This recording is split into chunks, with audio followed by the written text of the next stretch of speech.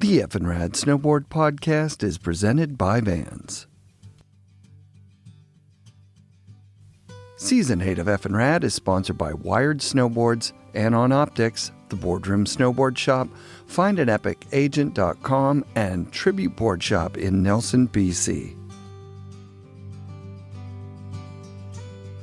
The Boardroom Snowboard Shop offers the greatest selection of the highest quality snowboards and everything you need to go snowboarding with the most knowledgeable staff at the guaranteed best price.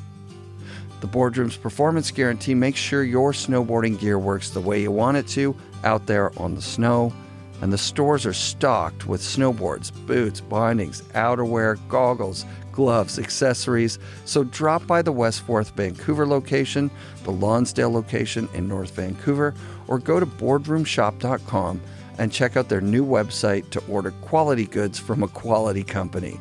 The Boardroom Snowboard Shop for all your snowboarding needs. If you subscribe to our YouTube channel, you can watch the show in 4K high definition in the comfort of your home or anywhere you bring your phone. Support also comes from Dakine, Mount Seymour, Grouse Mountain, Pro Standard GoPro accessories, and Volcom outerwear. Special thanks this episode to Beneath, ThisPlaceIsAwesome.net, Skull Skates in Qualicum Beach, home to the Pop Culture Museum, and Tomahawk Indigenous Products. PD is a snowboarding pioneer whose contributions in the 80s and 90s will be highlighted in this episode. PD started Crystal Ocean Snowboards and is the guy behind Skull Skates. His Pop Culture Museum in Qualicum Beach is featuring the Vintage Snowboard Show, and it's a must-see for board collectors, snowboard nostalgia junkies, and any snowboarder who wants to see amazing examples of the boards that shaped our culture. The museum is interesting for absolutely everybody, so if you're going to be on Vancouver Island this season, make sure you go see the Vintage Snowboard Show in Qualicum. I've been after PD to do an interview for years, so it was an honor to finally sit down with him and talk snowboarding. Yeah, and I think part of the reason that we haven't talked sooner is I guess I wasn't sort of ready, and now having this here, it all kind of makes a little bit more sense. There's a lot of pieces here that just show the depth of how entwined in snowboarding you were. Yeah. And how early. That's the big thing. I didn't have any early touchstones because, like I said with skateboarding last night, we weren't looking back a lot. Yeah. There wasn't a lot of looking back. Yeah, so even Terry Kidwell, like that TK was a board that I looked at when it was in line and was like, do I want this? Do I want... And there were other boards that were just way more modern at that point. Yeah. So I didn't know who Terry Kidwell was. I've been slapped for that. People are like, shame on you, dude. Icon in snowboarding. There's certain names that people just know because they were heavily promoted on a commercial basis. And then there are other people that people in the know were aware of. And if you weren't sort of deep into it like us fiends, you wouldn't. I mean, but to me, Terry Kedwell's a pretty major name, but I feel you, man. You're not going to know everything all the time. As far as our connection to snowboarding, I mean, people have an awareness that maybe we did Crystal Ocean and Skull Skates snowboards, but you're right, for the most part, I don't think people understand how far back we go with stuff. And it's not just snowboards, it's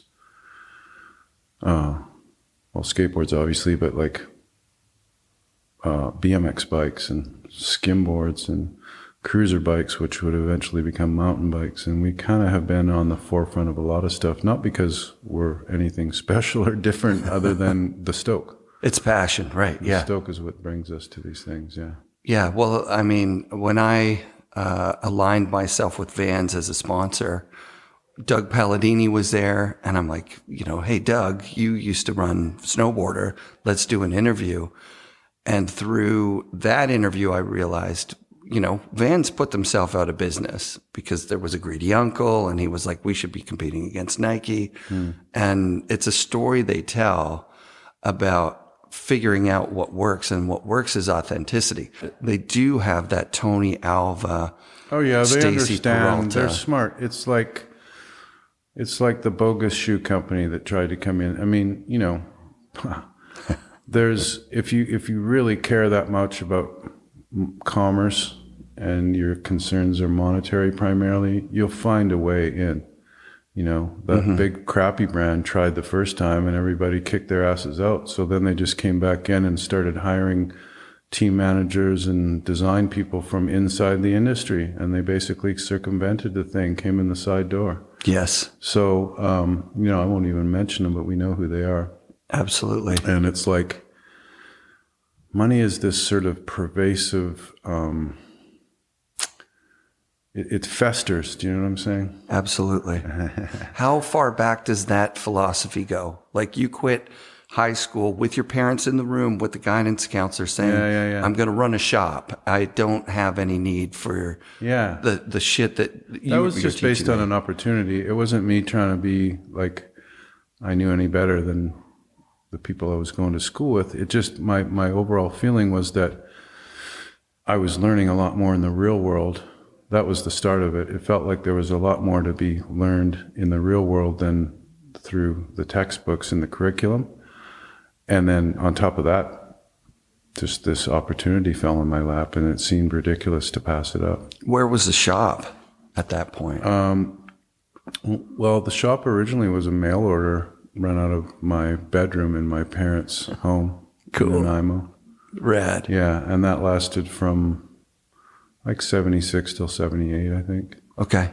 And then it's all a little bit funny because there's been a lot of bouncing around. And so, for example, Skull Skate started as Great North Country Skateboards, morphed into GNC Skates, morphed into Skull Skates. That officially started in Regina. And the reason being is that my family was from Saskatchewan. We were already located in Nanaimo. My brother, through a different business opportunity, ended up back in Regina. So I'd go back for summer holiday, a couple months, and hang out with him. And we set up a skate shop there, the first physical skate shop that wasn't run out of my bedroom. Was that probably the first skate shop in Canada? Not that matters. No, I don't know. I don't think it was the first. Yeah. We now claim the oldest only because we were definitely aware that there was an older shop, a place called Freewheelin' in Calgary, and they had predated us by probably 6 or 8 months. Oh, wow. But they unfortunately don't exist anymore. And so at that point, we obviously had to jump in and claim oldest skateboard shop. But I don't think we were the first. There's a place, there were a few early people selling skateboards, but they weren't skateboard shops.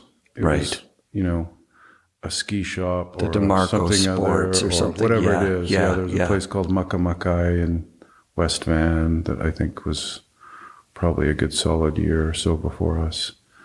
What was the place out in Burnaby? Anyway, originally it was more just like a place that sold skis and other sporting equipment, and they got wind of skateboarding's this hot thing. But I guess I can't say we were the first, but we were one of the early skateboard specific shops. Rad. Yeah. How far into it, like what is the first hint of snowboarding?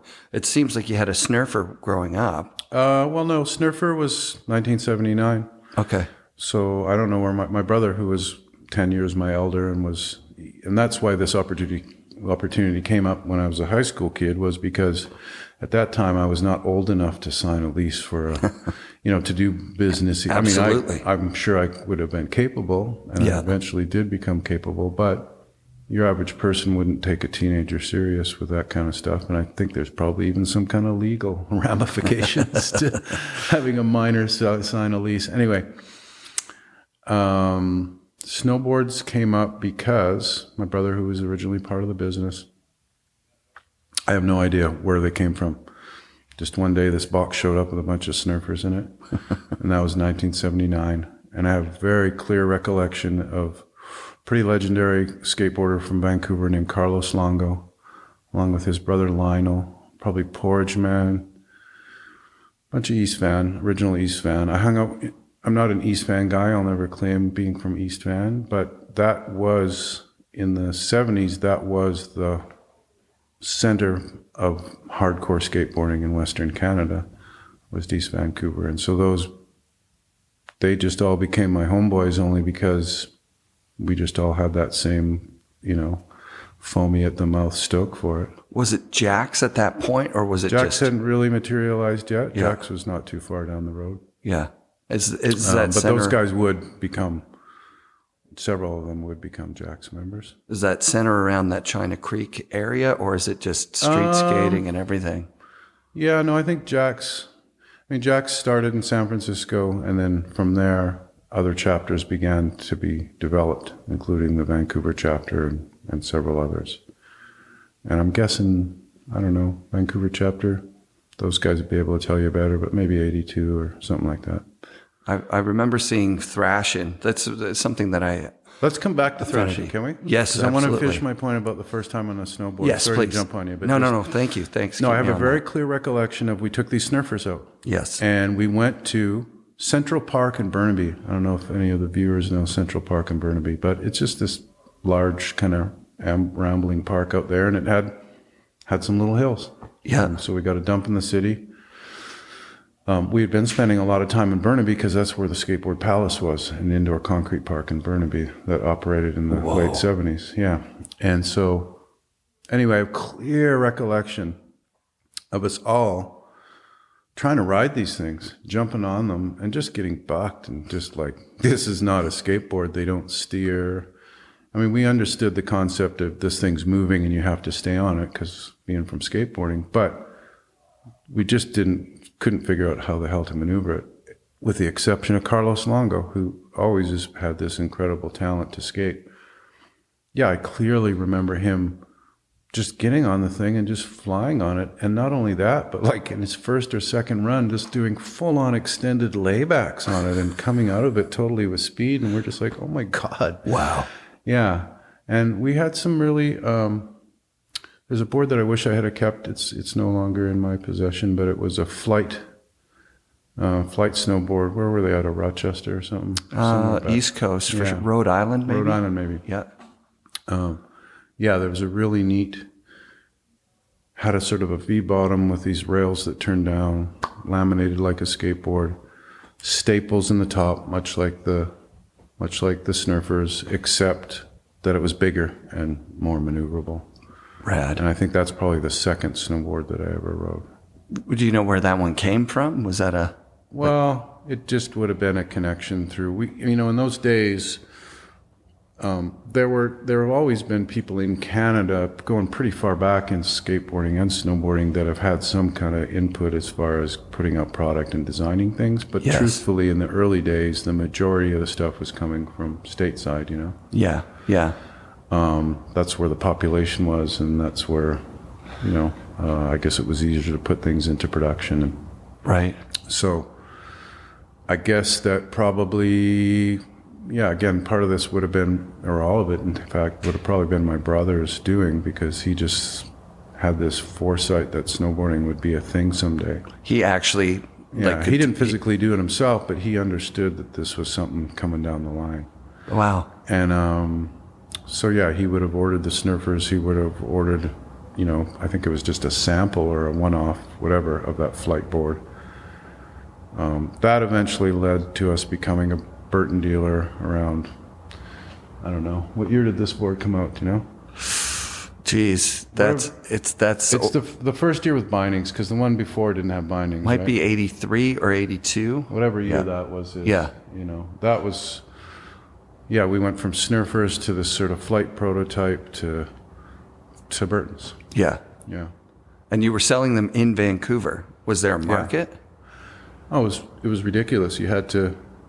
Nobody knew what snowboards were. They'd come into our shop because they wanted a kick-ass skateboard or a high-end BMX bike, which you couldn't get BMX bikes anywhere. That was the other thing, too. Like, bike shops, we probably carried high-end BMX shit for like 4 years before a bike shop even knew what it was. Wow. And again, it's not that it's just this stoke.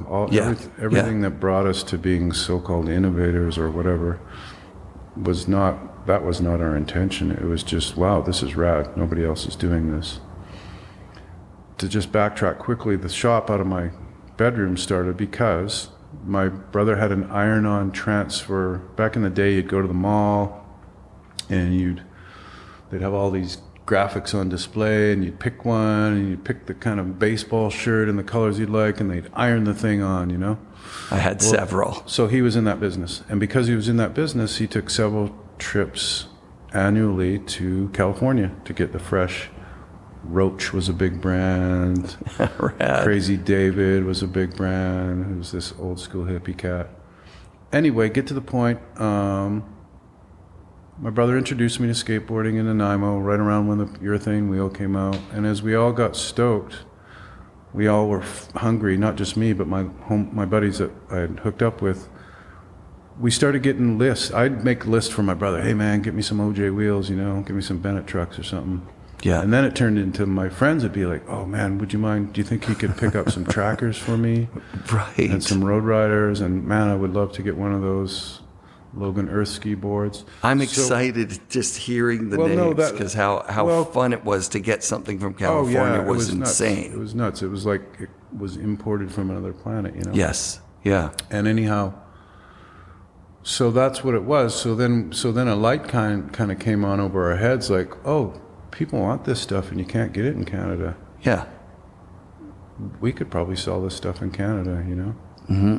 So that's where that came from. And then I guess the snowboard thing was a little bit more, there wasn't a demand, but again, there was this idea that there could be if you cultivated it. You know? Mm-hmm. So early days of selling, back to your question, was people didn't just come in and buy a snowboard. They came in for a BMX bike or a skateboard and they'd be like, what are those things? Oh, dude, those are for on snow.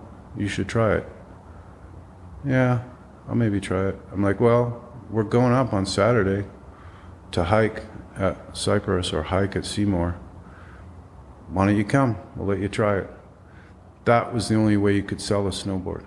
Right. Nobody came in the door going, I want a snowboard. Right. Yeah, so there's a little story about how Crystal Ocean Snowboards or Skull Skates, which is basically the same thing, except at a certain point they split into two lines. But how it got started was we were repping Burton, and we were repping them pretty hard.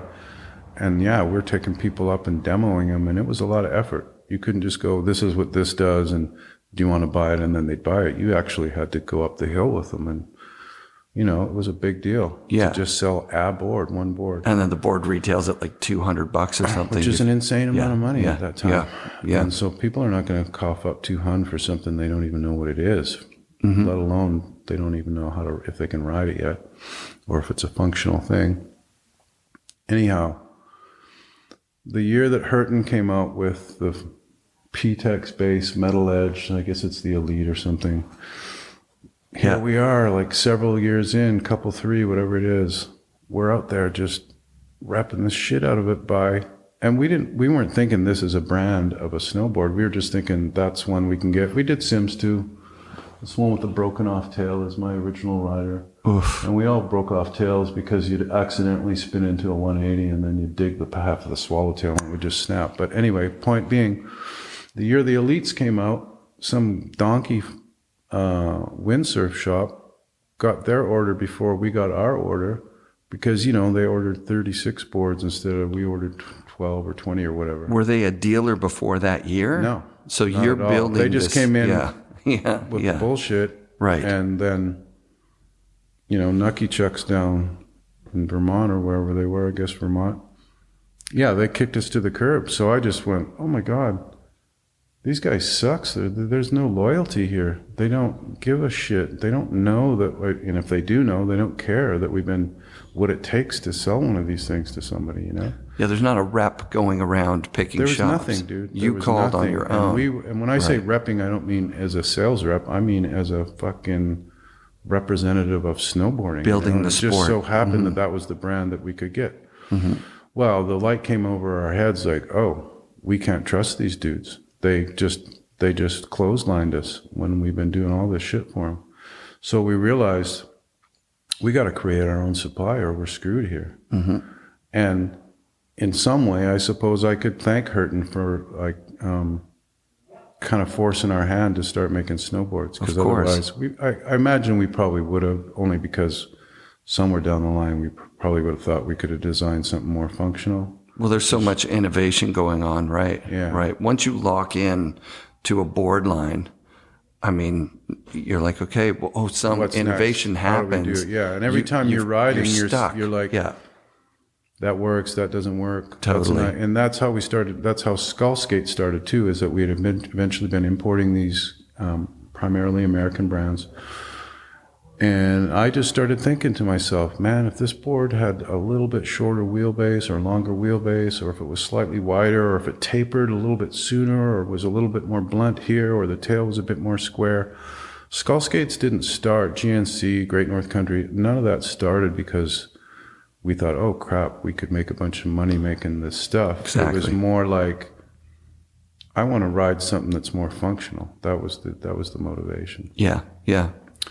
In the case of the snowboards, it was more like this weird businessy thing where we're just like, we need to dial in our own supply or we're screwed, right? What was the first Crystal Oceans? Is that the... It's this one right here in the corner. Oh yeah. I'm looking right at it. 1983. And, It's got that kind of Sims / Chuck Barfoot Sims era vibe to it. Because I don't think we were really, well, I guess we would have been aware of Chuck stuff for sure. We'd never seen one in person, but we were aware of, Chuck's the man to this day. Yeah. And if you weren't aware of Chuck, you weren't snowboarding, I love the bindings. Those bindings. Did you come up with those or were those something that you ordered? No, everything's made from scratch there. I bought 2 boards existed that year. The first year was basically 2 prototypes were made, so nothing was sold for sale that year. Right. But what happened was that we contacted this company in San Diego. It's like a laminating company. They make skateboards and stuff. And we said, hey, we're in Canada. We want to start producing boards. Can you kick us down or sell us, whatever it was, a couple unshaped panels so that we can prototype? Mm-hmm. And so basically, if you've ever seen an unshaped panel, it's just a big rectangle and you figure out what you want to do with it. And so I had some influence from riding that roundtail Burton. I had some influence from riding that Sims Swallowtail. They call it the Pro model. Then I guess it eventually became the 1400 FE or something. Yeah, the FE series. Yeah. And that one has no edges, right? Like that's pre-edge. And even though the tail snapped off, that's why I thought it would be cool to have it in this exhibit. Just absolutely, it's pre-metal edge. I think also the tail snapped off. Like that's the way the tail snapped. Yeah. The tail's a part of history. Somewhere still rotting on Cyprus, I would imagine. But no, as far as the bindings go, it's that thing. It's like, okay, the first thing was we got to figure out our own supply. And then the next thing was, well, of course, if you're going to make something, you don't just make a replication of something somebody's already done. No. If you're going to put the effort in to make something, you should be upgrading the design, make it more functional. The bindings are quite interesting. Whereas some of the brands were doing just the rubber strap on the back and the kind of that front binding on that board is essentially coming out of water skiing. Mm-hmm. And so our idea was, well, that makes sense, but what if you could stuff yourself in the wide rubber bit and then pull up another strap up higher on your foot, and that seems like it would lock in better, which it did. They worked quite well. It wasn't like you were locked in by sort of modern binding standards, but it definitely was more functional than some of these other ones. Well, watching that 1982 Barfoot video that Chuck put together this morning, and I'm just going, it takes you a minute to realize, they're right. They're essentially POW surfing. Like we were all ripping. That's the funny thing. Like and that's the cool thing about when these things evolve. The assumption is that, something just happened in this place because they got coverage. Right. But the reality is, and if you look around the room and see how things have evolved, most of these board manufacturers, unless they were like, Tom and Jake, most people didn't really, and Chuck for that matter, they were aware of what each other was doing only because they were in the same. Well, Jake. Anyway, point being is that a lot of this stuff evolved simultaneously in different places without people knowing what other people were doing. Pockets of completely insular scenes came up with the same thing. And when I saw those K-tail skis, I'm like, you went to fucking Utah in 79 to 81 to shred? And you're like, No, that's Hemlock. So you didn't tell me the story about Hemlock and the skis. Yeah, the story of Hemlock is that, so initially we were banished. They didn't want anything to do with us. Because it was new, it was different. And let's be honest, in less than perfect conditions, the boards weren't, that functional yet. True. We got beautiful conditions. You could shred. If anybody's seen that, and if you haven't, you should look at that 1982 Barfoot promo video. It's incredible. It's an eye-opener and a mind-blower. Yeah. And, but we were all, and I shouldn't claim that we were shredding as hard as those dudes, but we were pretty close to that level. I mean, everybody was just ripping. There was no reference. Everything was like, there was a point when there were 8 snowboarders in the Lower Mainland, myself and 7 other people. And what get to the point is just that, they wouldn't let us on the hill. So I think at some point we had some talk about, man, this sucks. We're going and we're hiking for 7.5 hours to get 30 minutes worth of runs in. Right. Which is, it's rad. Hey man, go hike in the back country. It's rad. But like, if that's all you have and you see these chairs rattling over your shoulder, you're like, wouldn't it be nice to be on one of those, So, and there were little stories, one year somebody hiked up past the first chair and somehow snuck on to the second chair up at Whistler or wherever it was. And so there were little blips of things, but it was still completely outcast. And we get on the phone one day and put on our most professional phone voice, and we start calling the resorts up around the BC coast and started asking them, do you allow snowboards? To which they all said no. And then we'd ask why, to which they all just hung up on us, except Hemlock Valley. Hemlock Valley is, I guess you would call it the valley region that's sort of outside of Vancouver. They were the only ones that actually humored us and said, well, we can't let you up because our liability insurance is such that it specifies people need to load and unload wearing skis off the lift. And so we said, okay, well, if we were to load and unload off the lift using skis but carry our board in our arms, would you allow that? And a little hesitation, and the dude on the line was like, yeah, that'd be cool. Wow. We were like, bing, it was like trying to like not act too excited, but like, okay, what days are you open? I think they were only open weekends then, I'm not sure. Yeah. Anyhow, Super Slider snow skates. I remember the ads from being a little ass kid, and it was like, they're ridiculous. They're these little, they're plastic slippers that you walk around on snow on. But the ads were like, skate, slide, soar. The only soar is, it should be S-O-R-E, not S-O-A-R. Anyhow, because you just, they didn't work. But what happened was we showed up and we said, hey, these are skis, right? And they kind of were like, but then we sort of pulled out some cash and went, these are skis, right? Yeah. And the Hemlock, I don't know if it is now, but in those days, it was not a very busy place. Is Hemlock still around? It is. It's changed hands in the last few years, right. But it was... In the day, anyway, they could use the dough. They needed it. Whereas everyone else was like, get lost, you clowns, So, they kind of, a little hesitation, and we probably said something like, we just drove all the way from Vancouver, or whatever happened. So they're like, why not? So they sold us a pass. It was a mind blower. I mean, to all of a sudden be on the chair, and I remember the first time we went, it was beautiful, freshies and just nobody around, tons of terrain to shred.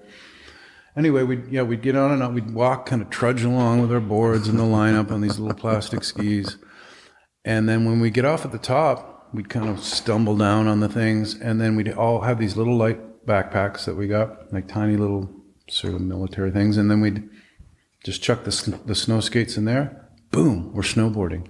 Unreal. On a chairlift. Insane. So that's 83, same year as that board came out. So did you guys go every weekend that you could, or was it like something you did a couple of times? Yeah, it was, and it was a ways off before Do we know what year, like Seymour, was it 88 or something, or 89? I don't even know. I think it went Cypress, In Cyprus, you had Grouse, to get Whistler, certified. Seymour. Yeah, you had a certification. They had a Right. certification program. Right. You had to prove that you weren't a knob, and then they'd sell you a pass. And which for some of us took a lot of effort. Anyhow, no, they wanted you to be reasonably proficient so that you weren't chopping down skiers all over the place. That was the main focus, was the ability to stop. Yeah, control your board. Yep. But what was that, 88, 89, something like that? It could have been 87, probably 88, 89. Anyway, several years after 5 years. And Hemlock was like the best kept secret too. I mean, between me and my few friends, we never saw anybody else snowboarding out there. I saw it in the magazines in 1992 around when I was moving out here, and I had no reference for anything. It would have just been us. Yeah. It would have just been us. It was dope. I mean, I've been there a bunch. I've catboarded down the backside of it. We used to think there's a cornice there, and you probably even have. We used to say it was 30 feet. It was probably more like 10, but it felt like 30 on a little board. Oh yeah. But that was the shit. I mean, I remember we'd sort of traverse along this ridge, and we'd get to this thing, and we'd just leap off the thing. And man, when you'd punch that landing and come riding off with the speed, it was like your brain was just on fire. I can't even imagine. Yeah, it was incredible. Yeah. They had that ridgeline that went all along, and it got really steep on the looker's left. And they had a whale back. That's what we went for. There was like a run. If you bombed the whole run, you could just air over this. Yeah. We called it a whale. I remember a cornice that I don't think showed up all the time. They have a pretty big season and a pretty good one-time dump to really make it work. Rad. And it might have been even more than 10. It probably wasn't 30 though, but it was big for us then, Yeah, I can remember because I moved out west during the era of Where are you from? Where did you move from? I moved from northern Ontario. Oh, okay, cool. But I grew up in a really tons of snow there too. Tons of snow, not any scene. Right. It's the early 90s, and it's like I thought we were Conditions are what? Freshies or more packed and ice? Or? It would snow in November, December, and then the rest of the year. The rest of the year, it's just all sun. But the thing is, you would just go to the hill, and then you track that. You go the next run over. And it's fresh. We were always riding fresh. Yeah, cool. But it was so short. Yeah. Cool. Yeah, it's super fun. So I remember the big drop era just being like, boards got really long, and you were looking for things, and then we got exposed to Hawaii. Right. So like Hawaiian, we kind of wanted to do that for Canada. Like you call it a 30-foot cliff in California, but it's like 10-foot Canadian. That's why I'm trying careful not to make too many ridiculous claims. Yeah. But so there was no exposure to the thing that had happened at Aspen in Colorado. No. It just. What did you tell me about that yesterday or something? Yep. Yeah. So they had the first time I've learned about it. It was the exact same situation that it was a liability thing. Yeah. If you get on and off the lift with skis, and they had the backpacks, the whole thing. Yeah. The guy who told me about it works in marketing at Brighton probably right now. Okay. Snowboard. And he was so excited. I love that because it's a perfect example of just what we were saying about there were things, people were in these little sort of bubble vacuums, and yet roughly the evolution was taking place at the same kind of pace from one spot to the next, even though there was no communication, there was no internet, there was no magazines, there was nothing. It was innovation out of Stoke. Yeah. Yeah. Well, I've had John Buffrey and Cowboy from Utah, who coincidentally both became like major avalanche control guys. Right. And they both invented split boarding. Cool. And on their behalf, their friends are like, no, Cowboy invented it in 1990. Right. No, Buffrey invented it in 89. And it's the Jeff Grell, Louis Forno thing too, about the high back. Like he saw my high back. I didn't see his fucking high back. Yeah, there it is. But at the time... And that all makes sense. I mean, for sure there was some biting, there always is. But absolutely. There sincerely are things that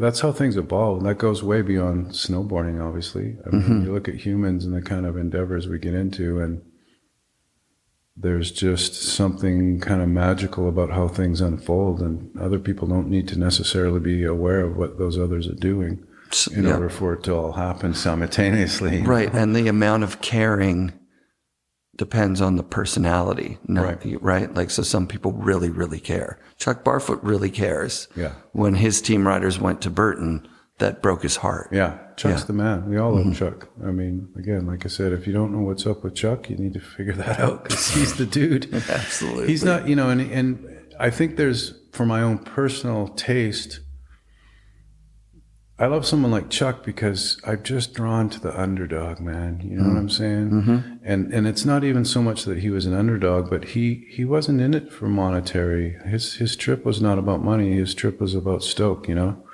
and still is to this day if you talk to him. He's like one of the happiest, life-loving dudes that I know, I think we worship the extroverts.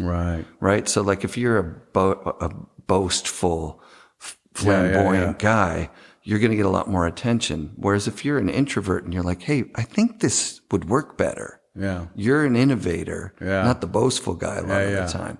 The boastful guy is like Tom going back to his garage, making a fake board and coming back and going, I invented snowboarding. Right. That's a boastful Tom's guy. A special case. Yes. I mean, no disrespect to Tom, man. I was there at that event.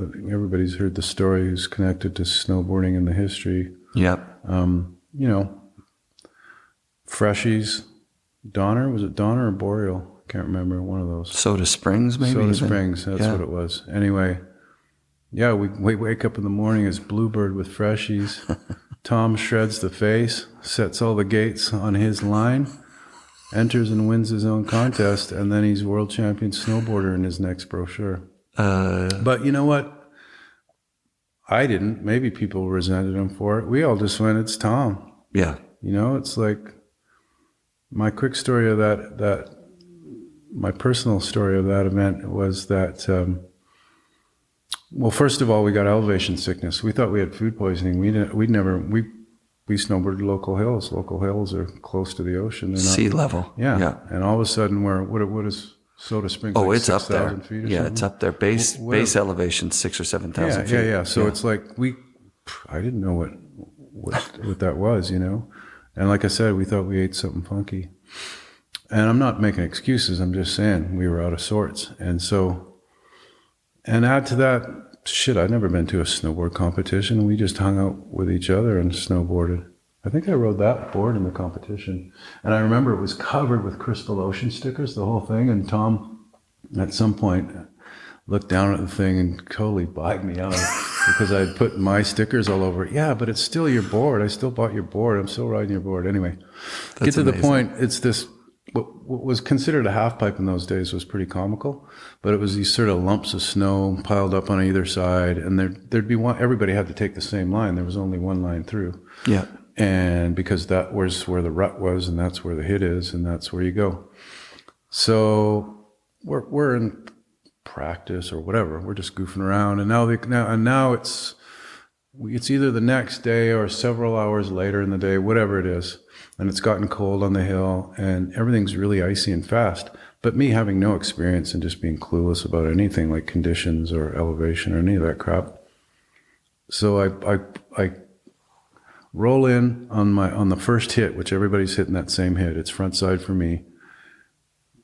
I didn't know it, but I guess I'm doing about 3 times the speed that I had been prior. In the air, right? I'm in the air, just way too high and way too upside down. And all I can hear is the whole crowd. It's like time froze, and I can hear everybody going, whoa, like this, right?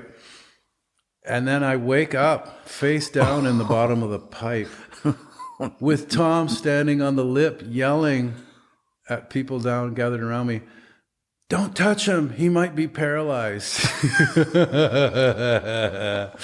I wake up, I got a softball growing on my forehead, right? And no on-site, no on-site first aid or ski patrol or anything. You guys snowboarders are on, you clowns are on your own, right? So anyway, I wake up, or, I come to, and I'm kind of trying to shake it off, and I'm all sketched because now I've just concussed myself, and I got elevation sickness. I remember riding by myself. I'm just, the contest is sort of fading in the background. I'm trying to carve down the hill and kind of focus, and everything's blurry and fuzzy and wavy and moving. I go to the lifeguard, or to the ski patrol shack, and I'm like, hey man, I just smacked my head. You got anything? Yeah. They give me a hit of oxygen.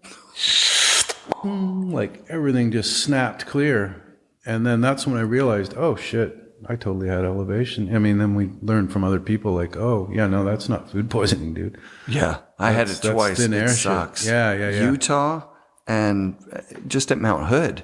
Yeah. We were camping at elevation, Mount Hood. You couldn't walk like 3 steps. Yeah. It's a peculiar thing. What the hell is going on? You feel like you have food poisoning, right? I also remember getting off the bus in, was it Truckee? I don't know where you...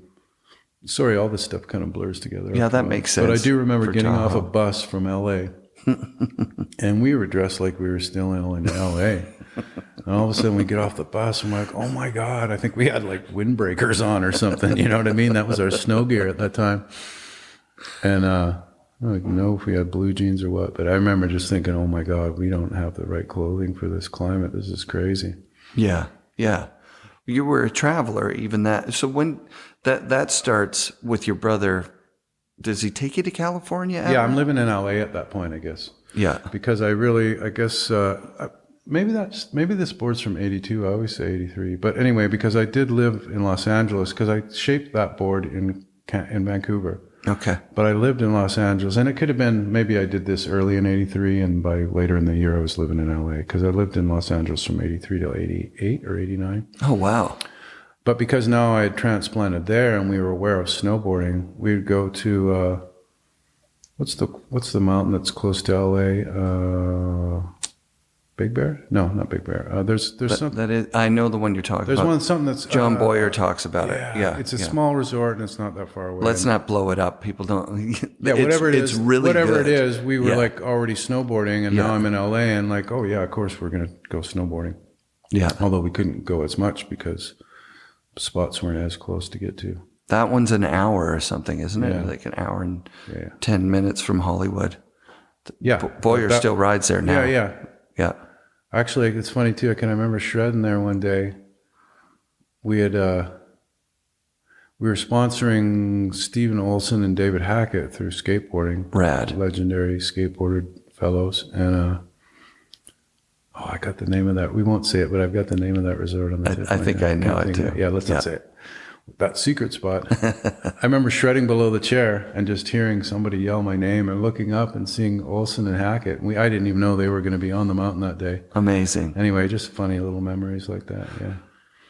That feeling of 80s snowboarding, and I think I started in 87 or 88, but that feeling that every snowboarder on the mountain was just like, yeah, let's meet up and crew up. Because it's like skateboarding still is to this day. If you see someone with a skateboard, that's your family. Mm-hmm. You know? Yeah. And nobody likes all their family members, but bottom line is your family, whether you like it or not. I always joke about that with my buddy, like a restaurant that says we treat you like family. Yeah. They should be like, get the hell in the kitchen and start helping out. What are you doing here? You just sit there? Dishes need washing, man. What's your problem? Yeah. It is a family. It is. So you straddle both worlds. You are in the legit skateboard world. Yeah. And when I say legit, like growing up a Canadian snowboarder, Canada is a kind of secondary market to the States. So if you're on the Canadian distributor team, it's not primarily just due to the lack of population. Right. I mean, that's what it all came down to. Yeah. But was there a humongous difference between the snowboard community and the skateboard community, or was there a lot of cross-pollination there? I mean, people who skated snowboarded and vice versa, but really, like if you look at this is Snowboarder magazine. Yep. And I don't know if you can catch that, but that's Caballero. That's Steve Caballero on the cover. That's the board he's riding right there. The ski board. And in that issue, I'm pretty sure I know there's a sequence of him doing a wall ride, which is some pretty early jibbing. Yeah. Oh, but wow. Also Lance Mountain. Yeah, it was all. I mean, that's what skateboarders are, just that way. We've got so much percolating energy that it's hard to contain it in one thing. And so a lot of us, I got heavy into BMXing, I got heavy into the snowboard deal because as a skater, you just, there's so many things that haven't even been invented, and there's so much opportunity just in skating. But once that energy starts going, you kind of start looking for, at least some of us start looking for some other places to put it, Yeah. Snowboarding just happened to be one of those places. But also, because of our climate in Canada, there's a bunch of time during the winter that skating is not very accessible. And so for us, the thing was, okay, well, let's go skate on the snow, Mm-hmm. Mm-hmm. Yeah, a lot of people laminated a skate deck with a crazy carpet or nailed shoes to it or whatever in the early days for us, for our generation. Yeah, we did snurfers and stuff, but it was the same idea. How do we skate when there's snow around? So many of the guys that became the top pros would say the day that they strapped on a snowboard and could do every trick they'd ever wanted to do on a skateboard, it was just like, I'm hooked. Yeah. It's easy. It was easy. I don't think anyone ever argued that it was hard until, they started going to Alaska and started doing things that weren't. And I've always had this little attitude that, no disrespect intended, but, snowboarding is kind of skateboarding light. It's you're attached. Yeah. So right there, it's sort of, it's a bit rollerblady. Let's just cut to the chase.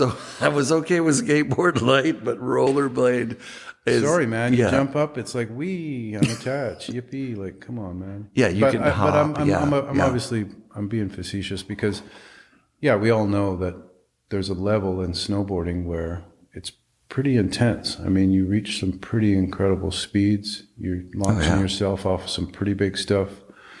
I was bad because I was one of those idiots that would love to tree ride, but I didn't like to ride with other people. I liked to ride by myself. So, I mean, some of those close calls, just weaving through trees at ridiculous rates of speed and coming really close to, doing myself in, and there would have been nobody around there because I didn't have anybody with me. And you're outside of the patrollable boundary and all the things, right? Yeah. Right. So, I mean, in retrospect, it was a little bit crazy, but it's just what it was at the time. I don't have a finger on the skateboard fatality pulse. I just don't. But coming into this, archiving the sport thing, talking with pro snowboarders, there's so much death in snowboarding. You can die. You will die. That's the thing. And not just in snowboarding.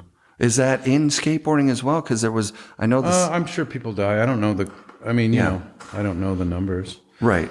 Or the percentages or whatever. But it depends what kind of skateboarding you're talking about, I suppose. It's gotten safer, right? Well, and like, okay, are we talking about street skating where you're likely to die by trying to ride out a landing and getting hit by a vehicle? Right. Or are we talking downhill where it's more likely that you die by going too fast and going off the road or whatever? Yeah. I'm just thinking, like, is that through the skate community that you've lost many of your legends to skateboarding? A lot of skateboarders, and I guess you could say that about snowboarders, I don't like to use the word extreme, but it's the only one that seems to fit right now. Lifestyle junkies, living skateboarding people. And like I was saying earlier, once you become sort of somewhat proficient at skateboarding, you're like, what else could I shred on? Mm-hmm. I mean, I was riding BMX bikes in skateboard parks starting around 1980-ish, doing some pretty sizable transfers and airs and tabletops. Helmet? No. Why would you have a helmet? And now I think, man, if I had a case on, one line that I really used to like at Sailin' Bowl, which is the old snake run with the bowl at the bottom, I used to float a nice big air off the last hip into the bowl. Rad. And it was a beautiful move and it felt great. But man, I think about it now, man, if I had a case on the landing, to flat, see you later. I would have just been dead, or catch the lip and bounce. Yeah, you're toast. Straw for the rest of my life, or right? Whatever. So, but we didn't think about that, man. When there's this kind of retarded, un-PC word, invincibility. That it's a funny thing because without confidence, you'll achieve nothing. But there's this little and too much confidence, you're done too. But there's this little trap, and I don't think it's necessarily overconfidence, but it's this weird little invincible thing that somehow surfaces, For some people, or for myself personally, it happens when you get close to something you couldn't do before. Where you go if you get that thought in your head that I'm going to get hurt, then you're going to get hurt. But if there's this moment where you're like, get up, you're like, I'm not dead, I'm not hurt, I'm close, I can do this.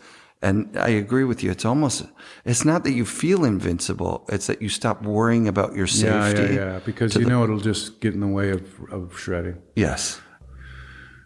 People that tend to be attracted to things like snowboarding and skateboarding and BMXing and skate parks and stuff, they like the edge. We like to know where the edge is, right? And so that means, well, if you want to find out where the edge is in life, there's a lot of different ways to research that, right? Mm-hmm. And so I always say that, in any of these sort of pursuits, it's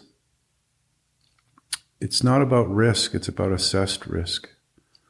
Right? Because risk is just chucking yourself off of shit and crossing your fingers. And that's, right, to me, is maybe not the best way to approach. And that's some people's process, and good on them, But for myself, even at my most sort of feeling where the edge was moments, I always felt that I had done my diligence in some kind of proper assessment, if that makes any sense. It makes perfect sense. And I think that's why I'm still riding a skateboard, and I don't ride bikes and bowls anymore, but I love to shred around busy urban centers at high speeds on cruiser bikes and do all kinds of fun stuff that some people would maybe consider risky for a 60-year-old dude. But I just think why wouldn't you? I mean, why? Right. Why would you put it down if you don't have to? And I'm not finished yet. That's the other part, is I'll know when I'm finished, but it's not yet. Yeah. I don't know whose quote it was, maybe Phelps, that you don't quit skating because you're old. You get old because you quit skating. Yeah, Jay Adams. That's an Adams quote. Yeah. Rad. Yeah. Do you ever meet that guy? Yep.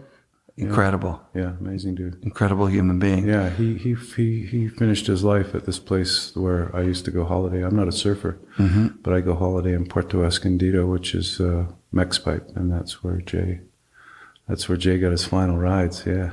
Wow, really? Yeah. Yeah, I've been there. It's awesome. It's one of the best places I've ever been. Yeah. Yeah. Really amazing. And just over the years, I'm living in LA, I bump into him here and there. I had a good friend on the North Shore, Haleiwa, which is North Shore, Hawaii, and I bumped into Jay there one time. Wow. Riding a ramp, and he's a legendary dude. I mean, he's one of those dudes like, hey, I saw him somewhere. I think he might have looked at me somewhere. You know what I mean? He just, there's only one guy like that, and he's the guy, in my opinion. We all love Tony Elva too. We loved all those guys. TA, yeah. But Jay was the guy where, I'm PD because of TA. My nickname, which is the initials of my name. Yeah. TA was Tony Elva, and I became PD, not by choice. But that's where it came from. That's so amazing. Quick Tony Elva story. So when I lived there, we used to hang out once in a while. I kind of semi-regular on a Sunday. I'd go pick him up when he was living in Santa Monica, and then we'd just go somewhere. We'd ride a pool, or we'd ride a ramp or something. But I can't remember where we were. We were somewhere in Orange County, and we get lit up by 5-0, and there's a few of us in the car, 4-5 skaters in the car. And the raddest thing is TA just turns around and says to everybody, can't remember, he was either driving or passenger front, and we're in the back. Okay, everybody, man, my name is Anthony Trask. Because I guess he had some priors or something. If anybody, we get separated and they start to, my name's Anthony Trask. I thought that was a great TA. I got another awesome TA story. So when the Dogtown Z-Boys, brilliant, such a great film, and genius, and changed the way people, especially kids, looked at skateboarding. But then there was the Hollywood one, right? Which is, yes. And I had the discomfort of having gone to the screening of the Hollywood one at Whistler. Oh, wow. And just kind of squeaming, wriggling in my seat, like, Get to the point. We arrive early, and that we know that the screening's at night, so we arrive early because we want to go shred the park a bit. Whistler Park, the OG Whistler Park. Yep. And so the raddest thing is, we show up at the park. There's TA just shredding by himself, and at that time, I guess Dogtown and Z-Boys had been out for a bit, but it hadn't become a full-on. So kids didn't know who TA was. Right. He's just ripping by himself, and there's all these kids oblivious, and we just roll up. Oh, hey, Tony, what's up? And so I had these Alva Lightbeam stickers. Alva Lightbeam was this ill-designed board that didn't pan out, but I guess it's pretty collectible. The tail snapped off them, and they were like the Powell made a board called the Beamer. Anyway, I've got a bunch of old crap, including a pretty substantial vintage skateboard sticker collection. And the raddest thing is I see TA there, and we made this little card, congratulations on the movie, and, you're the man and all this shit. And I'm like, here, dude, I got a mint set of Alva Lightbeam stickers for you, And I don't care, but they probably would have sold for a bunch of money, but who cares? I would never have sold them for a bunch of money. Anyway, I get to the point, man. I give them to TA. He's like, oh, cool, thanks. Sticks them on his board and just goes and does board slides and shit. I'm just like, it was rad because for like 30 seconds, I'm like, that dick. And then I instantly just went, man, I love that guy. Yes. He's the best. He gets it, man. Like, he gets that it's just stuff. You know what I mean? Yes. And, I love that about him because a good friend of mine, I think, once said that the thing about TA that was so rad is that he always sort of lived and continues, I assume, lives life on his own terms, which is it's a pretty, people can talk about doing that, but actually doing it is something pretty unique, right? There's a few people that stand out in snowboarding, skateboarding that kind of don't get it. Sorry, Shaun White, you just seem like a fucking guy that just is not a part of the community. Right. You're all about Shaun. Yeah. And well, that was TA when he was young too, though. Yeah. You could see it in the movie that that the fame got to his head, of course. And it was Hollywood, dude. Let's face it. Yes. Hollywood. There's a lot of stroking going on, and a lot of smoke being blown. Yes. And you listen to that shit long enough, you start to believe it, right? Right. So in a way, I'm not trying to defend how he was, but I understand that's why he was that way. But but he grew through it like we do. Of course. Yeah. There's a saying, don't meet your heroes. And I've been making fun of it for, 2 or 3 years, because the saying should be, don't idolize shitheads. Yeah. And because I've met a lot of my heroes, and I got to just tell you, like in skateboarding and snowboarding, to a person, they're authentic. They're fucking awesome. Yeah. And the stoke is the thing that you share. Yeah. I'm having a Hollywood moment where it's like, this is what gets stolen. You say the stoke is the thing, and someone goes, I've got a great idea. We're going to write a movie, and the movie's going to be about the guy's got the stoke and someone's trying to steal it. It's like, no, but that's Hollywood is. Yeah. It's like jerking off and not coming. What's the point? You know what I'm saying? You don't even start. There's nothing of substance there. Right. It is what it is, man. What are you going to say about it? Like, it's that Dogtown and Z-Boys, and then it's like, okay, so someone makes an incredible, iconic, will last through the ages film. Yeah. And now someone else comes around and wants to make it better. Like, How? If that whole concept is so far-fetched and ridiculous and irrational in many ways. Yes. And yet they just can't help themselves somehow. Because what the second thing is inauthentic. That's the point. It's posing. And that's their job. It's posing. And when you kicked me out of your shop. When did I kick you out of my shop? So we're talking 1993. By the way, at this point, the people that have been kicked out of my shop, there'd be a pretty long line. So yeah, that's epic. Don't feel too special, bro. I don't. Yeah, and I don't. I'm messing with you, dude. It's actually something that I brought to the community, being like, this guy's not going to make it. Like, you want to know why you kicked me out of the shop? Yeah, I'd be curious. I wanted to pay with a debit card. Oh, cool. So and then shut you down. You said no. And so I went across to the Chevron. Mm-hmm. I took out the money. I came back with the money, but I'd been so lippy. I'd said like, not a very viable business plan. You give me unsolicited business advice. Yeah, that was your mistake. You came back and you said, I don't even want your cash, bro. And I was like, yeah, you blew it. Now you're just being a dick. And you were like, there's the door. Call me what you want. Yeah. You're out.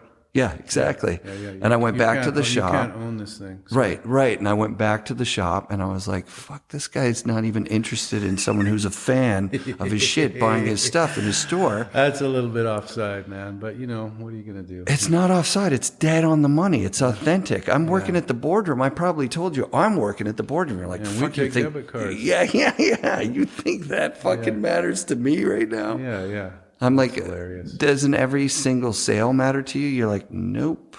And I was like, it probably only took me a year or two of telling it. And then I'd see in people's faces like, don't badmouth PD. He's the fucking man, dude. You're talking about skull skates right now. Dude. Yeah. It's just a funny story. Okay, so we're sitting here in the Pop Culture Museum in Qualicum, which is an offshoot of our new operation here, our shop. Beautiful shop. Yes. Thank you. It's great. We're just so stoked. But just to be on point is like, yeah, I've got people telling me here, you really should have better signs, and you really should have your Google, it still says the old store that it's not even a skateboard shop when I search Google. And my thought is that, and I'm not trying to go out of my way to be a dick, man. Trust me. It's just, this is skateboarding. If you can't find the spot, you can't skate it. Yes. And if you can't find the shop, you can't support it.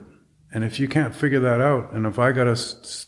It's not my job to explain all this shit to you. You're either you're in or you're out. Yes. And so that's where Grandpa gets a bit grumpy, because I'm like, how the fuck did this become my responsibility to explain reality to you motherfuckers? Sorry, is cursing allowed on this thing or what? Oh, fuck yeah. Okay, so it's a frustrating thing, because it's like all I see is like, I don't know, maybe I'm the problem, but it's just like,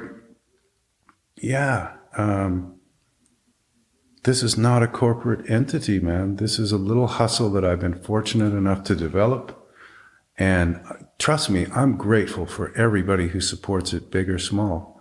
But don't try to get over on me. Don't try to give me advice I don't need. You know what I'm saying? Absolutely. Chip Wilson, right? West Beach, Lululemon. Yes.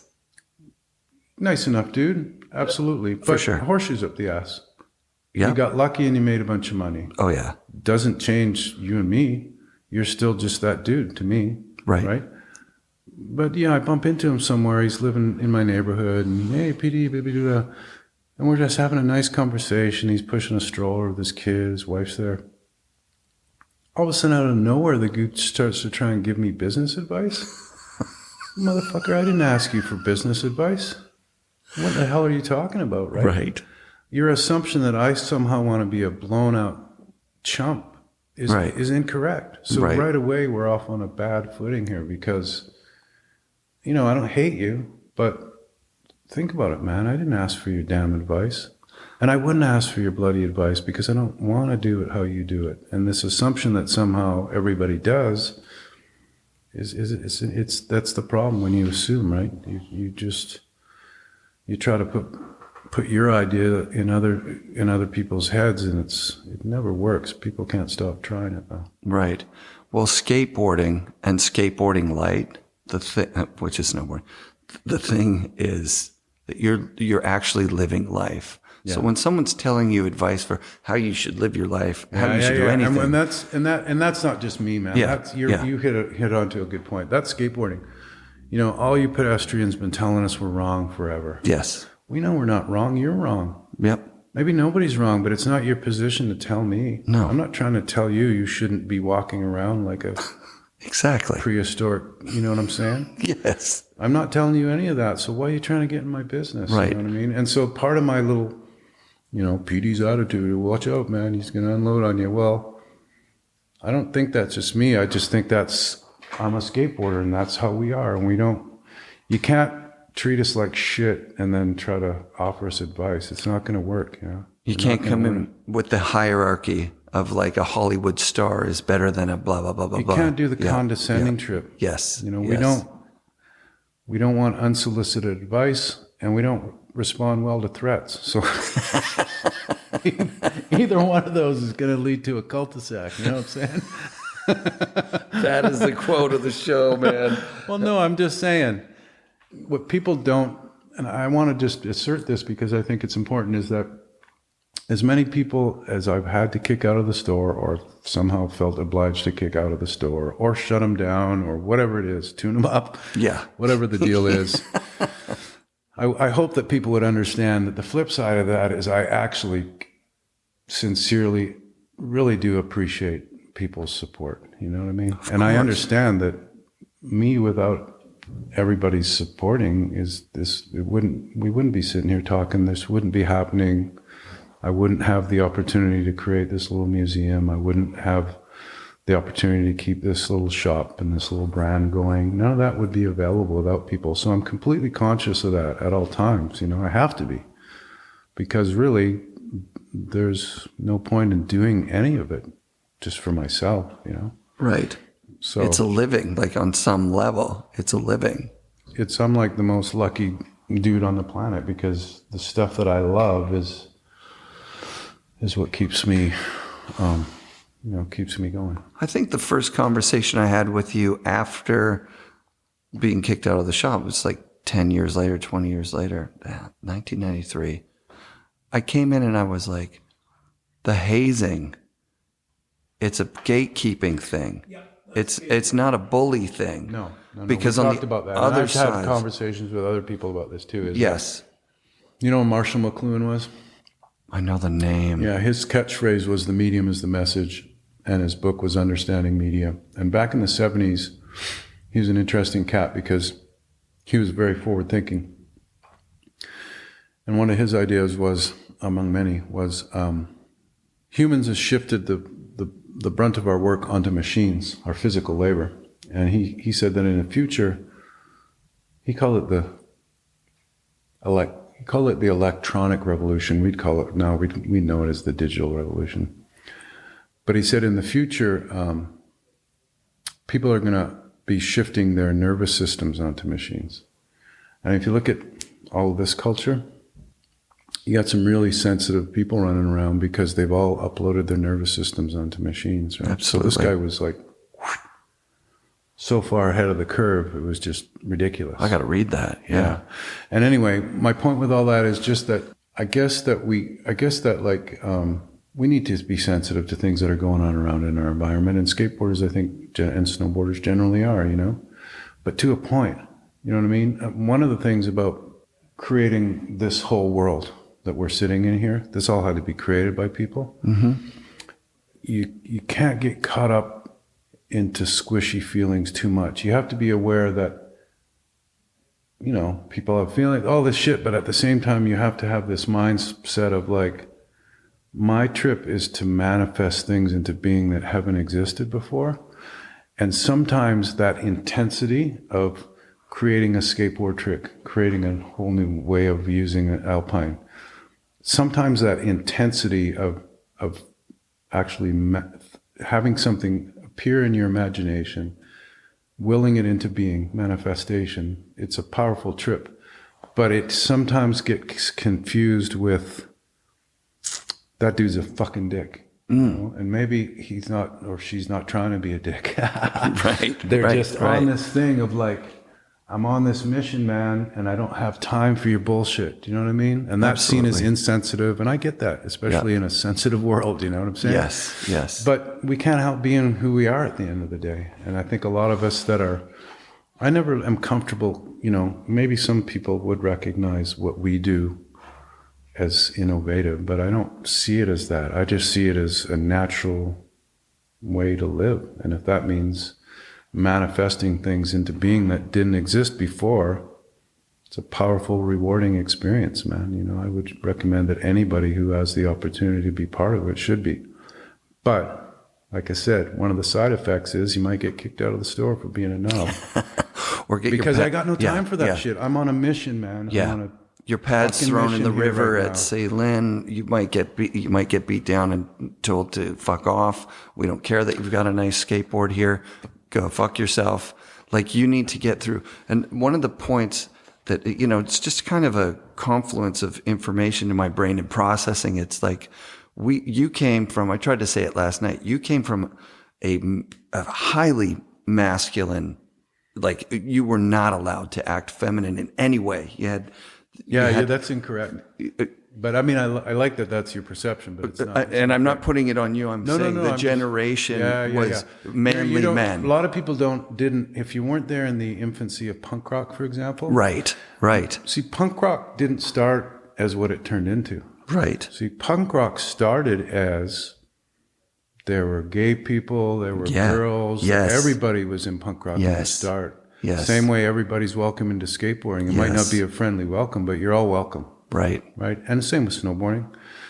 So, but that's funny. I mean, I'm not trying to sort of dispute what you're saying, because I think there is a lot of rah in it. But my experience was that through punk rock, when it first started, it was super wide open for interpretation. But then it turned into this. Yes. And studs and leather jackets. Yes. It became a uniform. It became a thing. Yeah. But that's not what it started as. No. But I understand what you're saying. There is this sort of masculinity, but not really, because when I started my in 1973 or 4, my little sister, 2 years younger than me, she started skating at the same time. So. Totally.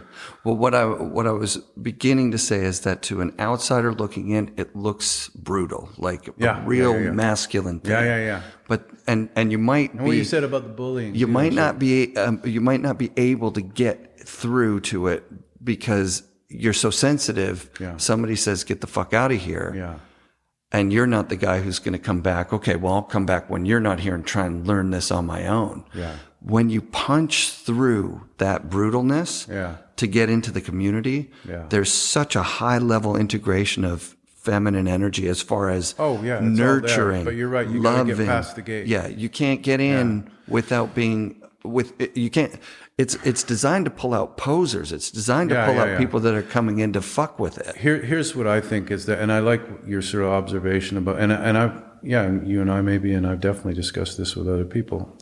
It gets again. It's down. It's part of it is this sensitivity that we have. Yes. And sensitive doesn't mean pussy. Sensitive just means you pay attention to a lot, and not a lot gets by you. You know. Right. So there's a bit of a misinterpretation sometimes of what sensitive is. Anyway, get to the point. There's a system that's been developed in skateboarding, and I imagine it exists to some degree in snowboarding. Sorry, this is supposed to be mostly about snowboarding. It's okay. We've hit a lot of good snowboard stuff. Yeah. When I showed up at the spot, all the bigger, tougher, stronger, more experienced dudes ruled the spot. That's the way it is. There's no arguing with it. To an outsider, it would look like bullying. It's not. What it is, and I do this to kids to this day. And you know, I started as being that kid who couldn't hang. They're not going to let you just come in and fuck up their session. They're not going to let you come in and just stomp on their lines. They're just not. For the simple reason that that's that dude's line. You can't stomp on it. That's the first thing. But the second is what you said about hazing. You got to be tested first. Nobody's going to take a bunch of energy and love and time and put it into some fuckhead who's insincere. So that beat down it's skateboarding is handed down as an unofficial mentorship. It always has been. But you don't just roll in and get a fucking mentor. You got to be sizzled. And that's part of the process. And if you can hang with the sizzle, sit down, shut the fuck up, stay out of everybody's way, and pay attention, look at the flow, somebody's going to come in and take you under their wing. But they're not. You can't just get that for showing up. And it's a weird thing because at the modern skate park or skate spot environment, there's this people who don't get that because they're caught up in the sensitivity of shit. Yeah. They're confused and they're like, oh, claim your space. And you can claim your space, homeboy, homegirl. I'm not mad at you, but if you get on my line, I'm going to flatten you. And I'm not intentionally going to flatten you, but I'm not going to try and fucking avoid you and break my ankle. You're going to be my landing cushion. So most of the time, the same way I was smashed. Yes. That's just how it is. You can like it, you can hate it, but you're not going to change it. So right. You're just not. Most of the time, you're dealing with a second party there. So you're like, hey, mom, this kid is just in the middle of nowhere. And then the mom's speaking off. This is a public park and blah, blah, blah, blah, blah. Yeah. And you go, oh my God, I'm not dealing with the right people. Superhuman Ben Ladouceur watched the shop while we did this interview in the Pop Culture Museum out back. So when he let us know it was time to take care of business, we took a quick break. Now back to the show. It was Tex Davenport from Baker. He's like, why you got to do it? Like, why you got to call it FNRad? Like, fuck Christians, man. You don't run me. I run you. Yeah, no, he was just like, that's too on the nose. It's like the overuse of shitty, like, oh, I see. Make it something I thought cool. He was trying to preach at you. No, he was close friends with Craig. And so when I came out of the gate in the first 2 seasons of this, I anchored it to Craig Kelly. So okay. I would call people and say, you know what, I'm doing a podcast show. And they'd be like, well, what are you talking about? I'm like, did you know Craig? And they'd be like, oh, fuck, let me tell you Craig's story. And I lucked out and met Jeff Fulton out of Baker. I just saw him riding down the hill. And that's what feels good about being an authentic person in these sports, is when you just go somewhere and then you go, that guy knows what he's doing. You can just see it. Yeah. You're like, holy shit. That's TA, like TA skating Whistler. Yeah. Like some kid that is into it, that doesn't have any history, would see TA skate and go, that guy is fucking insane. Who is that? Who's that old gentleman? Yeah, who is that guy that has so much style and is such a pleasure to watch? He's flowing like a big afro in a convertible. Where'd you get that from? Yeah. So, where did we just stop? There was an entry point. We were talking about gatekeeping and skateboarding and all that. So we probably should get back onto snowboarding now. Yeah, for sure. So, like, was there a bitter taste in your mouth with snowboarding at some point? I mean, it started. Yeah, with it was a little bit more. I mean, if there's something I dislike about skateboarding or anything else, it's this, and I'm guilty of it myself, but it's the monetary trip. It's this idea that nothing has any value unless you can attach some kind of monetary measurement to it. Yes. And snowboarding seemed more so than skateboarding. Absolutely. As far as the washout factor. Do you know what I mean? We started by asking people, you'd see someone snowboard, you'd be like, are you sponsored? Like, we were already in that mindset. Yeah. The arc of Crystal Ocean Snowboards was kind of an interesting one. We started, we did a 15-year run, 83 till 98. We put out a couple little releases here and there, but basically that was our run. Yeah. And the reason I didn't keep going with it is because it turned into a big corporate pile of shit that I wanted to have nothing to do with. So the arc was, first 5 years, crazy amount of work just to sell a board. We're still having a demo boards. We're having, you know what I mean? You can't, people aren't coming in and asking for them. That's 83 to 88. We're pushing them on to people. We're like, this is the shit. You got to try this. Mm-hmm. A lot of work to sell something that the markup is not that great in to begin with. And so the middle years was gold in the middle 5. First 5 was shitload of work with very little payoff. Yeah. The middle 5 was just gold. Like, okay, we've got 2 established brands. We got Skull Skates. We got Crystal Ocean. We're innovating. We're making good stuff. We're hooked up with good manufacturers, and it's all working. The graphics look cool. You know, it's all happening. The last 5 was trying to fend off competitors and all these knobs that just wanted to grab a piece of something that they had nothing to do with, right? I'm not going to mention names, but we all know that there's players in the industry that just came in and basically fucked it up, you know? Yeah. And I'm one of those people, like, if my passion takes me there, I'm 110%. But if I get the feeling that it's done, there's no point in flogging a dead horse, man. I'm out. Right. So that's what happened with snowboarding for me. What's interesting is that even though, and I've been able to compartmentalize in many ways, like, when I got out of snowboarding, I hated the business side of it. Hate's a strong word. Let's just say I disliked it. But my personal relationship to it is that I never stopped loving snowboarding, which is obviously why this is happening right now. Yeah. To a point where, okay, well, why? And that's, I even had people ask, since people had heard this was going to happen and now it's up. Do you guys make snowboards? No. Why are you doing a snowboard exhibit? Because snowboarding's fucking rad. Like, why does there always have to be some financial gain in everything? I don't think there does have to be. You know, I have an awesome day job. designing and selling skateboards and all the crap that we put our logo on. I should say quality merchandise. No, anyway, whatever. I have a regular job.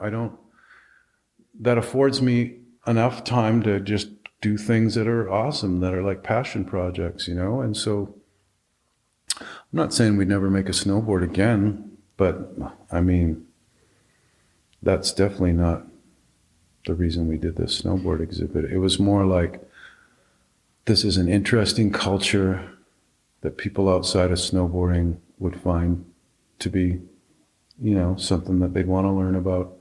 And also, if you look around the room, it is. I mean, you look at all this stuff, and yeah, it's just stuff at the end of the day, but it's stuff that illustrates.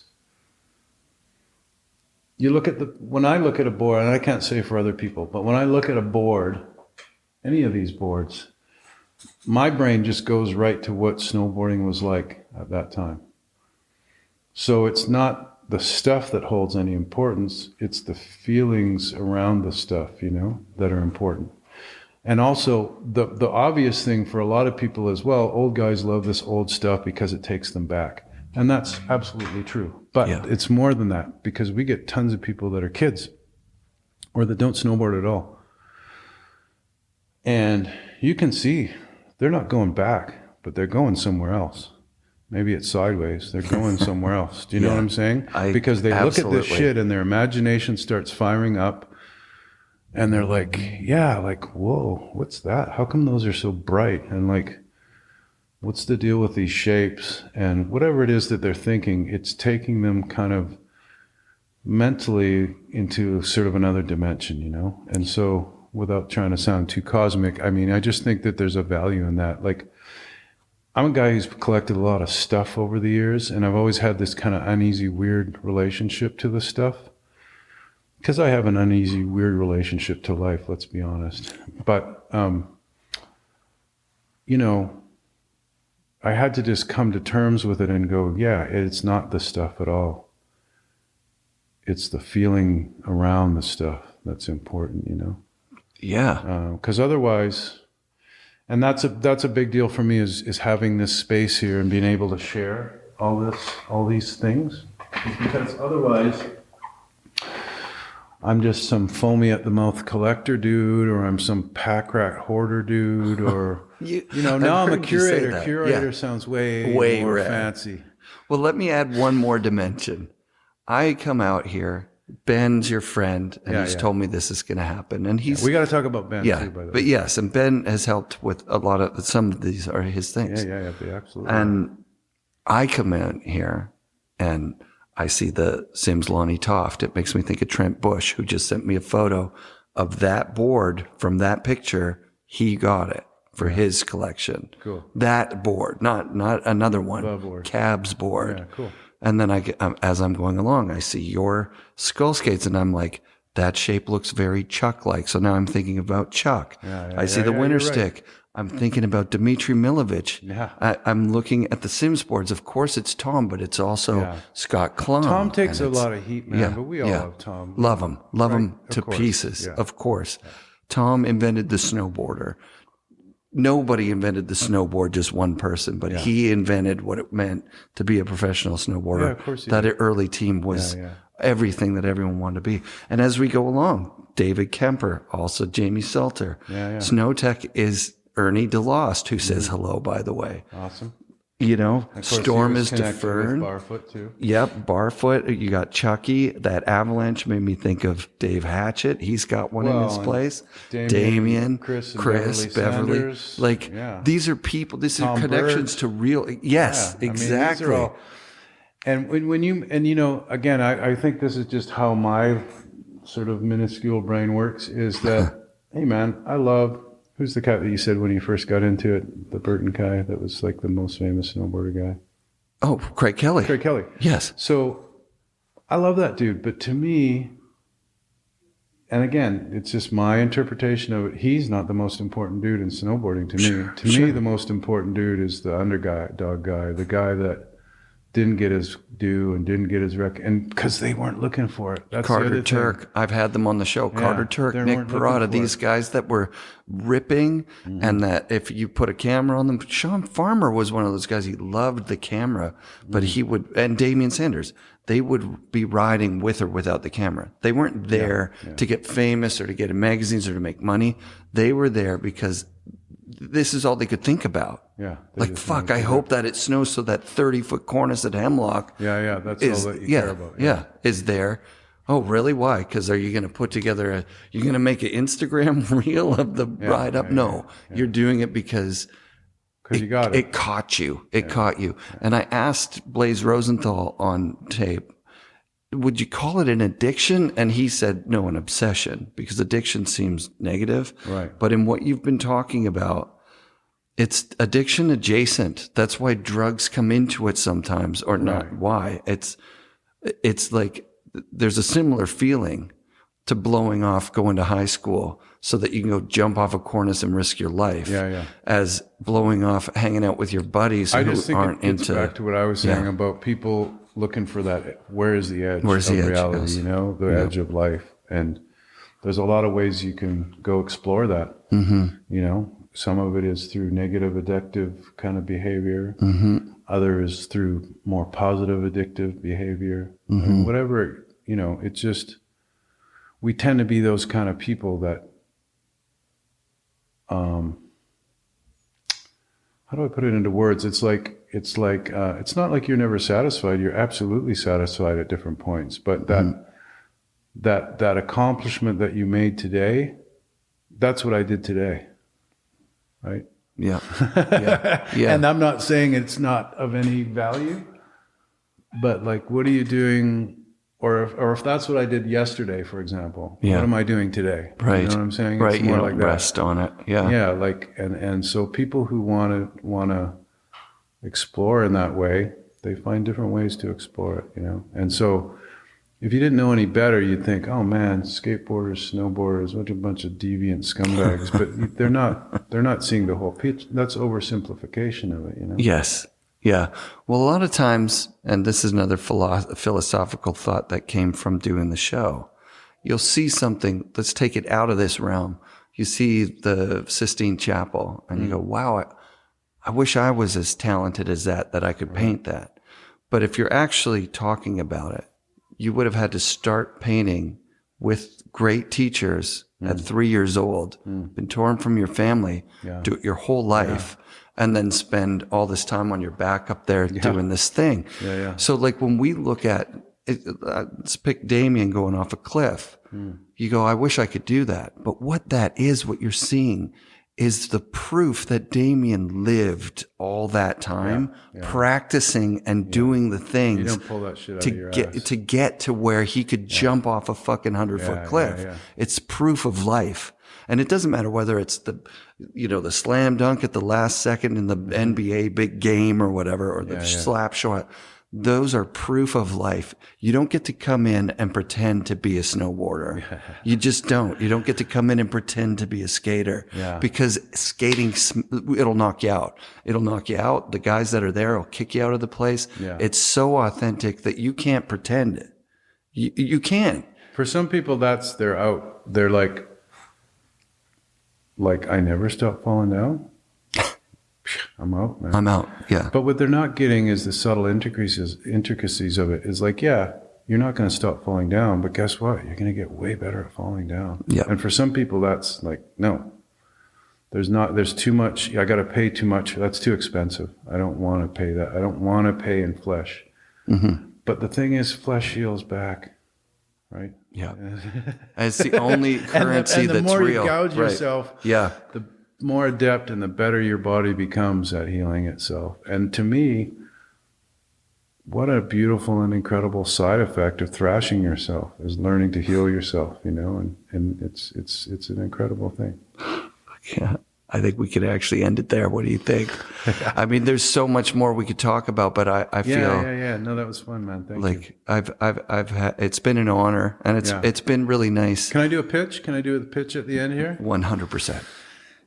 Just that this has been a big deal for us, getting this little space here. It all came out of exhibit that we had done years ago at the invite of the Vancouver Museum. It was called Skateboarding Vancouver. It was about the history of skateboarding in Vancouver.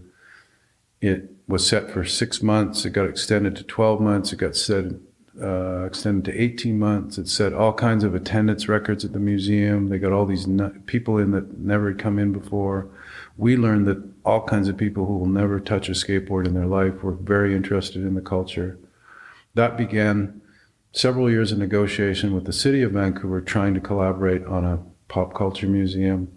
When I could see that it wasn't going to probably go anywhere, we then initiated about a 10-year search, and unfortunately we can't afford to do it in the city, so it ended up, we searched all over the Vancouver Island and all over the Sunshine Coast just outside of Vancouver, and finally got this space. And so it's kind of an awesome deal for us because it's that way to, if you piss me off, I still might kick you out of the store, but on the bigger picture, I want to share this. This has a value, this culture, to me, and more so that, coming out of skateboarding and snowboarding too, that thing of, no, you're not welcome here. What you're doing is wrong. Well, that backfires, man, because when people that I know and people like me, you tell us not to do something, it's not going to work, man. We're going to just do it twice as much, And so part of this little museum is a way to highlight the misfits, you know what I'm saying? The island of misfit toys, like we come to these activities oftentimes because we just don't fit anywhere else. And so to have a little space like this hey man, there's nothing on me at all. Or I think most people who do this kind of stuff, this feeling that we have to validate ourselves at all. In fact, it's just the opposite. We're going to do this. We don't care what you think. But for our people that are on the same wavelength and have the same kind of experiences and the same kind of interests, there's something about creating this little space to share this all that's kind of magical, So we're pretty stoked to have it all going.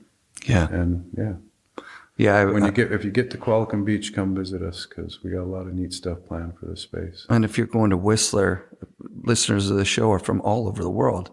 If you're coming to the Pacific Northwest and you're going to ride Baker or Whistler, or you're just in Vancouver and you're going to ride the local mountains, get on a flight. You can come over here and make a day trip to come see this thing. And it's an awesome little town. And it's super worth it. Like I got chills when I was coming in. I'm looking at I came at the right time too. It was like the Midnight Madness. There's people all over the people. Yeah. And it just was like such a special event to be able to come in. And then, like I said, I'm seeing all my friends, the things that they're talking about. Yeah. And Ken was the first. I've said it before. Ken Ock, when I left his house, he's like, best thing about today, I made a friend. And in my heart of hearts, I didn't like myself enough that I was like, we're not friends. You know what I mean? Like, how could we be friends? You don't know me. I don't know you. That's awesome. But over the course of 8 years of doing the show, I've realized every time I sit with someone like yourself, right, there's a friendship there that's it for the rest of our lives. We're going to have had these hours together. So awesome. Yeah, and every time I see one of those side effects of being so determined to just do your trip, that eventually you're just going to bump into people on that same wavelength. And it's hard not to, have a heartfelt connection with people like that. Authenticity, which just keeps going through the whole thing. It's like, that's real life is not being fake about something, not having an agenda, not coming in here going, that was when I was a kid getting kicked out. It was right, because I was like, this brand made it through where a lot of other brands haven't. Yeah. There's some real, like, this guy doesn't know the value he's sitting on. He's got gold, I say. He should be, you're not capitalizing on all your gold. And it's like, I was just a naive young kid. But dude, you got to understand throughout all of this, we don't know what the fuck we're doing. Sure, right. No, I'm serious. Right. Like, we're making it up every day as we go. Right. And this idea that we've had this incredible fortune and luck to have people support us over all this time. I always say we, man, because it's never been just me. I've always been surrounded by incredible people, whether it be the people that produce my product, or the people that we support through sponsorship, or the people that come into the store and buy the stuff or go to our website, skullskates.com.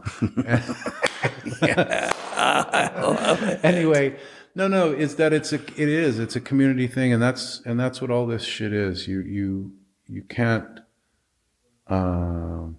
you can, but it just won't pan in the long run. This idea that I'm me and this is my thing, and it's not my thing. It's at the end of the day, I have the keys to this building and other people don't, but that's just a ridiculous minor detail, you know? Uh-oh, somebody's... Yeah, I'll be right there, man. The check's in the mail, bro. I swear. Big love, PD. Thank you for all Thanks, that you've man. done, Really dude. And all you continue to do. Yeah, and you too, man. I love Thanks. it, man. It's cool. It's where I live. Okay, we're stroking each other now. That's all we Thanks, man. That was fun. Thank you. That was FNRad shoutouts this week to PD and Rachel. Thank you very much for letting me film in your stores. PD, thanks so much for sitting down with me in your Pop Culture Museum for an interview about all things snowboarding. Extra special thanks to Ben Ladoucier, who helped curate the Pop Culture Museum's vintage snowboard show. Hell, he helped build the displays and contributed boards from his own collection.